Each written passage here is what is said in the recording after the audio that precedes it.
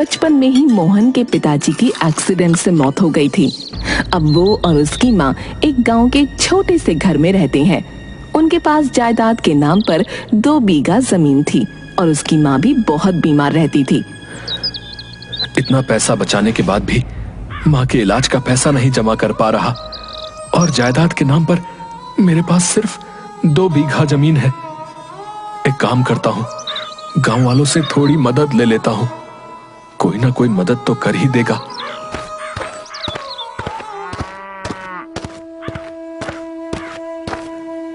अरे सरपंच जी, मुझे मेरी माँ के इलाज के लिए थोड़े पैसे चाहिए, क्या आप मेरी मदद कर देंगे? देखो बेटा, मदद तो मैं तुम्हारी कर देता, पर मुझे तुमसे पैसे मिलने की कोई उम्मीद नहीं है, तो तुम मुझे माफ करना। अच्छा। फिर मोहन गांव के और भी बड़े बड़े लोगों से जाकर पैसे उधार देने के लिए कहता है, लेकिन कोई भी उसकी मदद नहीं करता। क्या करूं? गांव में तो कोई भी मेरी मदद करने को तैयार नहीं। मुझे खेत में काम करके ही माँ का इलाज करना होगा। फिर मोहन हर रोज खेत पर काम करता और थोड़े थोड़े पैसे जमा करके अपनी माँ के लिए दवाइयाँ ले आता, पर फिर भी इन सब में घर की पूर्ति नहीं हो पाती। मैं दिन भर मेहनत करता हूँ, पर मैं माँ को भरपेट खाना भी नहीं खिला पाता। कैसा बेटा हूँ मैं। एक काम करता हूँ, मैं अपने खेत के साथ ही दूसरों के खेत में भी काम करना शुरू कर देता हूँ। कम से कम मैं अपनी माँ को भरपेट खाना तो खिला सकूंगा, पर अभी तो चलकर थोड़ा आराम करता हूँ। फिर मोहन खेत के पास के बरगद के पेड़ के नीचे जाकर आराम करने लगता है और पेड़ के नीचे लेट जाता है। उसके पसीने की कुछ बूंदें जमीन पर गिर जाती हैं। थोड़ी देर बाद जब वो उठता है तो उसे वहां कुछ चमकता हुआ दिखाई देता है। अरे ये क्या चमक रहा है? अरे बड़ी अजीब बात है, मेरा सर जितनी जगह में था सिर्फ उसी जगह की मिट्टी चमक रही है। कहीं यहाँ कोई खजाना तो नहीं छुपा हुआ है? हाँ, मैंने सुना है कि पुराने जमाने के लोग जमीन में खजाना छुपा कर रखते थे। ऐसा कहकर वो वहां खोदने लगता है। थोड़ी देर की खुदाई के बाद उसे एक छोटा सा संदूक मिलता है। इतने छोटे से बक्से में क्या होगा? फिर वो उस बक्से को खोलता है। उसमें उसे तेज रोशनी के साथ एक कागज दिखाई देता है। हो सकता है इस कागज में खजाने का कोई नक्शा हो। अरे वाह मोहन, तू तो करोड़पति बन गया। अरे ये कौन सी भाषा लिखी है? अब मैं ये कैसे पता लगाऊं कि इसमें लिखा क्या है? वो उस बक्से को अपने कुर्ते की जेब में रखकर खेत का काम करने लगता है और उस कागज के बारे में ही सोचता रहता है। घर जाकर वो अपनी माँ को सारी बातें बताता है।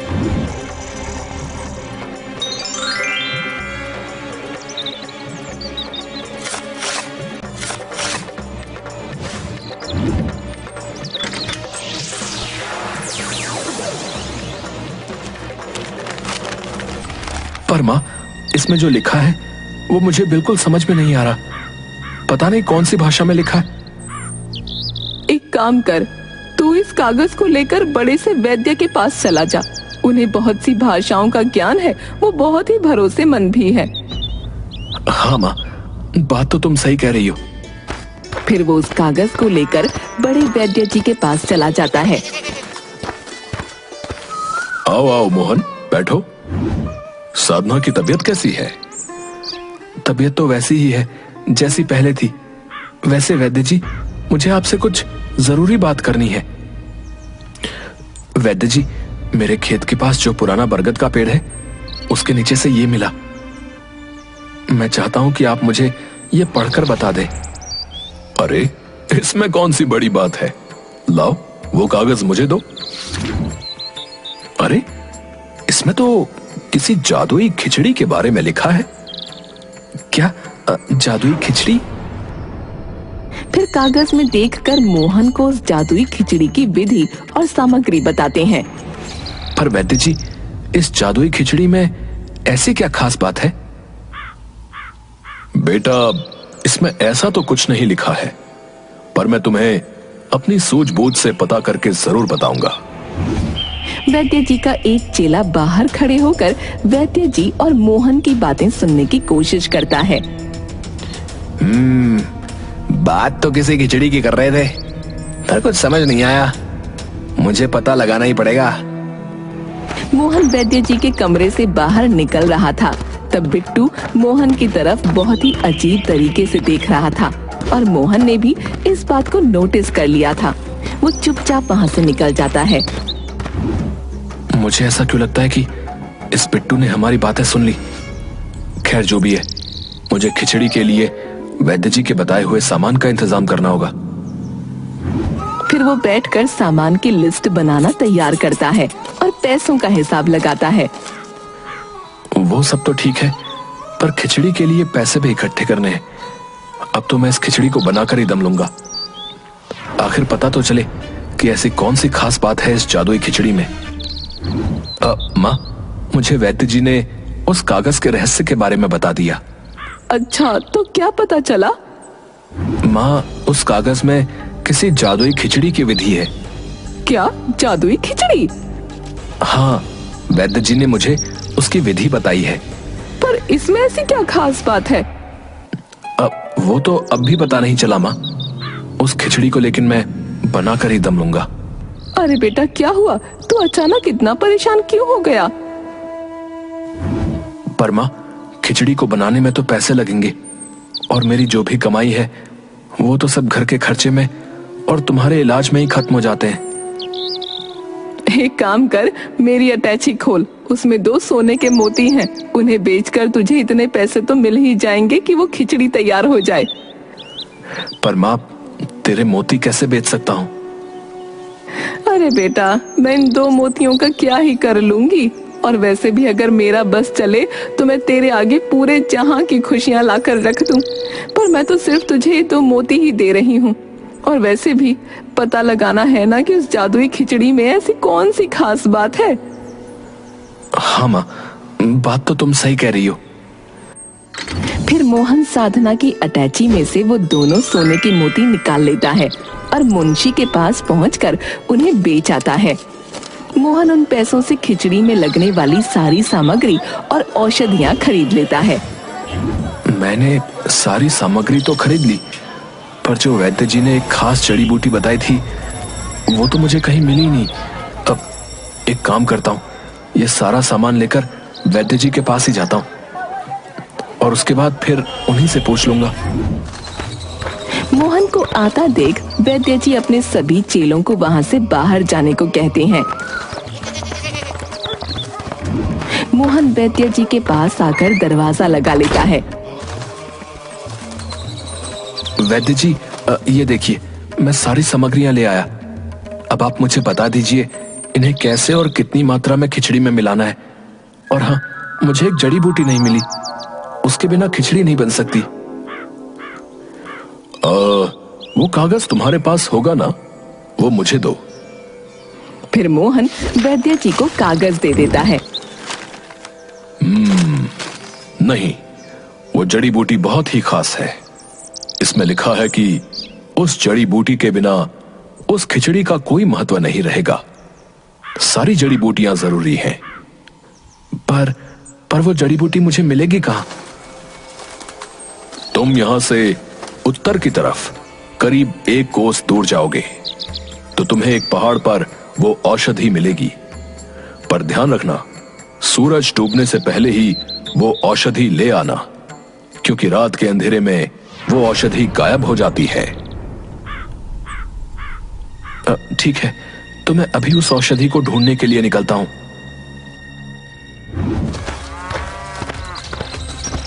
मोहन उत्तर में जाकर उस पहाड़ पर पहुंच जाता है। लगता है यही वो पहाड़ है जो वैद्य जी ने बताया था। फिर वो उस पहाड़ के ऊपर चढ़ता है। उसे दूर से ही वो औषधि दिख जाती है। उस औषधि को लेने के लिए एक लकड़ी के ब्रिज पर से गुजरना था।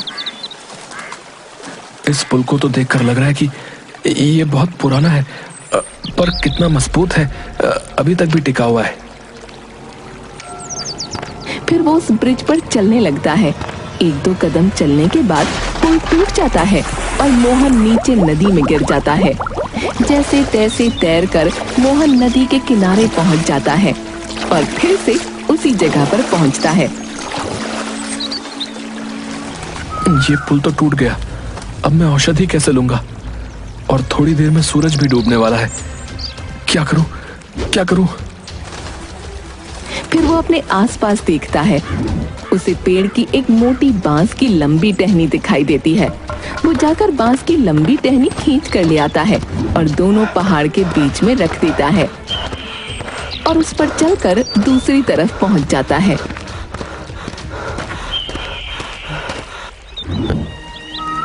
अरे अरे वाह, ये तो वही खास जड़ी बूटी है। कितनी प्यारी खुशबू आ रही है इसमें से। और बहुत सारी जड़ी बूटियां तोड़ लेता है। अब बस जल्दी ही मुझे उस खिचड़ी का राज पता चल जाएगा। फिर मोहन घर जाकर खिचड़ी बनाने की तैयारी करता है। इसका मिश्रण तो तैयार हो गया और वैद्य जी ने जैसा बताया था ठीक वैसा ही लग रहा है। तभी उसके घर की खिड़की से बिट्टू झांक कर उसे देखने लगता है। अरे अरे, ये क्या कर रहा है? मुझे पता लगाना ही पड़ेगा। एक काम करूंगा, मौका देखकर इसके घर की तलाशी लेता हूं। दुख भरे दिन बीते रे भैया, अब सुख आयो रे। हाँ, खिचड़ी तो बन गई। अब बस इसे जल्दी से चख कर देखता हूँ कि इसमें क्या खास बात है। एक प्लेट में खिचड़ी लेकर थोड़ी सी चखने लगता है। वो बस एक कौर मुंह में रखता ही है, तभी अचानक साधना के चिल्लाने की और बर्तन गिरने की आवाज आती है। मोहन दौड़कर अंदर जाता है तो साधना खून की उल्टियां कर रही होती है। माँ क्या हुआ तुझे? मैं अभी वैद्य जी को लेकर आता हूँ। मोहन दौड़ता हुआ वैद्य के यहाँ आता है। रास्ते में बिट्टू के कुछ गुंडे मोहन को घेर लेते हैं। अरे, इससे वो राज की बात उगलवाओ, ना बताए तो मार मार कर हड्डियां ढीली कर दो। और खुद उसके घर की तलाशी लेने के लिए चला जाता है। मैं आपके हाथ जोड़ता हूँ, मुझे जाने दो। मेरी माँ की तबीयत बहुत ज्यादा खराब हो गई है। बस एक बार मेरी माँ ठीक हो जाए, उसके बाद तुम मेरी जान ले लेना। अरे मारो ऐसे। सभी एक साथ उसे मारने के लिए आते हैं, पर मोहन सभी गुंडों को एक साथ हवा में उछाल देता है। अरे, इस सूखी हड्डी में इतनी ताकत! एक गुंडा पीछे से उसके हाथ पर वार करता है। मोहन फिर से सभी गुंडों को मारने लगता है। सभी गुंडे डर के मारे भाग जाते हैं।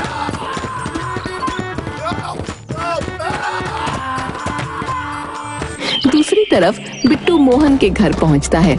बिट्टू की नजर भी साधना पर पड़ती है, पर वो उसे नजरअंदाज कर देता है और उसके घर की तलाशी लेने लगता है।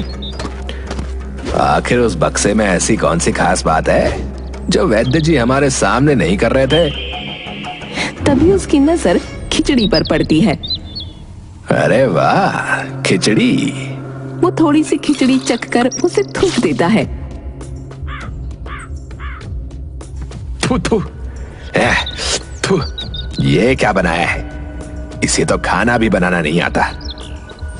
और फिर से संदूक ढूंढने लगता है और बिट्टू की नजर मोहन के कुर्ते पर पड़ती है। बिट्टू उस कुर्ते को टटोलता है तो वो संदूक उसी में होता है। हाँ, यही तो थी। इसी में कोई खास बात होगी। और बिट्टू वहां से चला जाता है। मोहन वैद्य जी के यहाँ जाकर देखता है तो वैद्य जी की हालत बहुत खराब होती है। वो जमीन पर गिरे हुए होते हैं। वैद्य जी, वो मैं आपको लेने आया था। मेरी माँ की तबीयत बहुत खराब है और यहाँ आकर देखा तो आप भी। मेरी बात सुनो बेटा, मेरा समय आ गया है। पर माँ उनकी तबीयत बहुत खराब है। वो खून की उल्टियां कर रही हैं। आप बताइए मैं क्या करूं? मेरी बात ध्यान से सुन। मेरा आखिरी समय आ गया है, पर वो जो जादुई खिचड़ी है उससे तेरी माँ की तबीयत ठीक हो जाएगी। वो खिचड़ी किसी का भी रोग ठीक कर सकती है।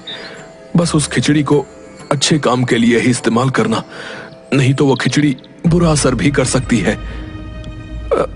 ठीक है, मैं वो खिचड़ी आपको भी खिला दूंगा तो आप भी ठीक हो जाएंगे। नहीं नहीं, अब मुझे किसी भी औषधि की जरूरत नहीं है। मुझे तो मेरे राम लेने आएंगे। ऐसा कहकर वैद्य जी वहीं दम तोड़ देते हैं। मोहन दौड़कर अपने घर जाता है और अपनी माँ को जल्दी से वो खिचड़ी खिला देता है। माँ ये खिचड़ी खा लो, बस थोड़ी सी खा लो। साधना खिचड़ी खा लेती है। खिचड़ी खाने के थोड़ी देर बाद ही उसकी माँ की उल्टियां बंद हो जाती हैं। ये तो चमत्कार हो गया, मैं इतने सालों से उठ नहीं पाती थी। और फिर खाट से उतर जाती है और चलने लगती है। देख देख, मैं चल भी सकती हूँ। और दोनों खुश हो जाते हैं और एक दूसरे के गले लगते हैं। माँ ये इस जादुई खिचड़ी का कमाल है। मोहन की नजर उसके हाथ की चोट पर लगती है और फिर मोहन साधना को सारी बातें बताता है। पर बेटा, हमें किसी और पर भी इस खिचड़ी को जांच लेना चाहिए। हाँ माँ, क्यों नहीं, हम जमुना काकी को भी ये खिचड़ी खिलाएंगे। उन्हें भी तो कितने दिनों से लकवा है ना। तू ठीक कह रहा है। फिर साधना और मोहन जमुना काकी को भी खिचड़ी खिलाते हैं और जमुना काकी भी कुछ देर बाद बिस्तर से उठकर खड़ी हो जाती है।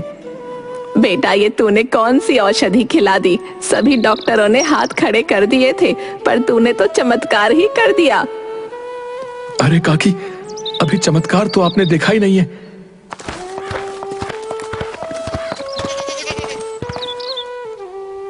माँ, आज मैं बहुत खुश हूँ कि तुम ठीक हो गई।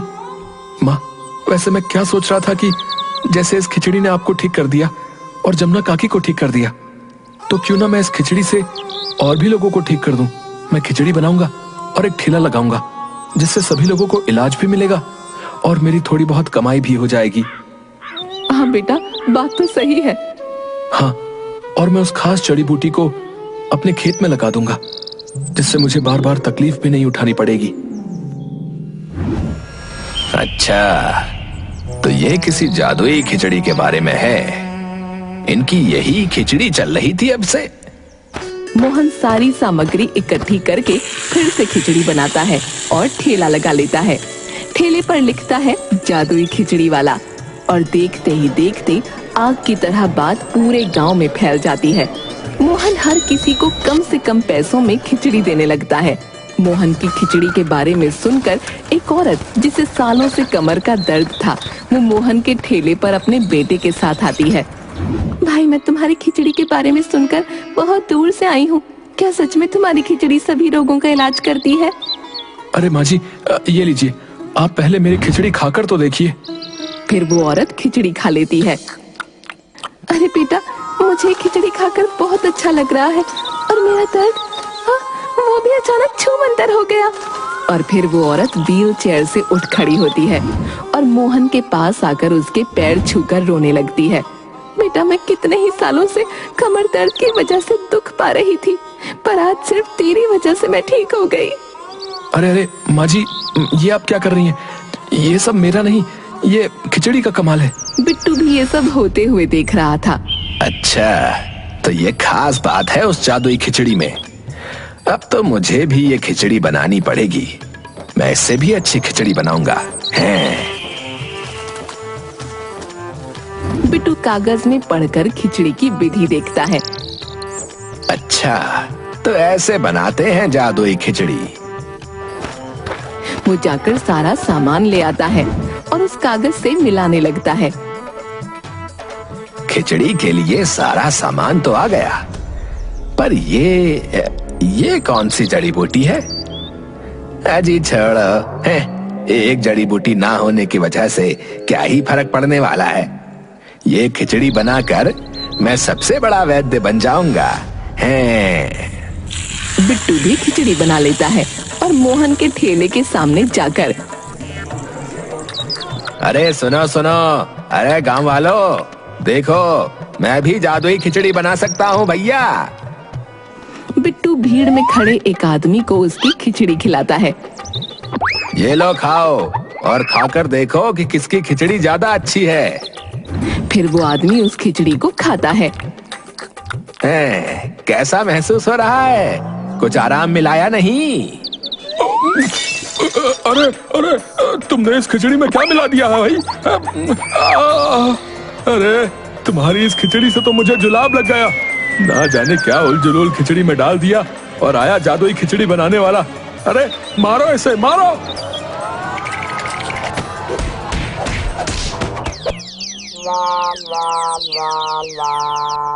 खिचड़ी बेच बेच कर मोहन सभी बीमारियां ठीक करता है और गरीबों को मुफ्त में ही खिचड़ी देता है।